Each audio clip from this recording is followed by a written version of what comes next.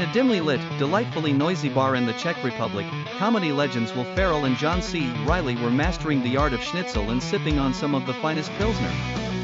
As they indulged in their banter-rich evening, their eyes were drawn to the entrance. A man in a shimmering robe of purples and blues, and clad in a hockey mask that wouldn't look out of place in a dystopian horror flick, burst through the doors. "It's the Virgin Man," shouted Will.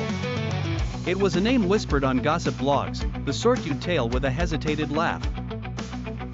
Without a moment's pause, drinks airborne, they flipped their table for dramatic effect and dashed out into the night.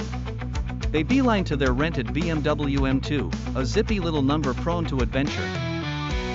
A heartbeat later, the Virgin Man thundered after them, powering up his trusty gray Mercedes Sprinter van.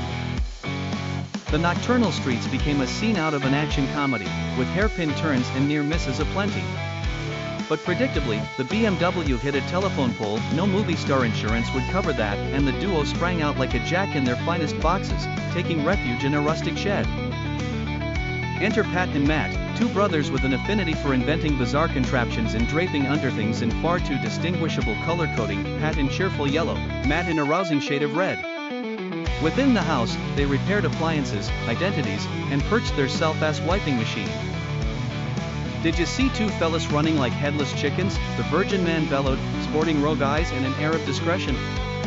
"Sure as heck did," crooned Pat. "They jumped right into our shed," Matt added with enough enthusiasm to betray their propensity for harmless chaos. A epic plan unfolded: invite the unsuspecting heroes into a house of horrors filled with the relics from their failed contrivances. Night's dark curtain fell as Matt seductively knocked on the shed door, his lines rehearsed with indifference.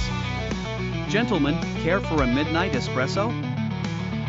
Will and John, like lambs to an electric shearer, were lured inside.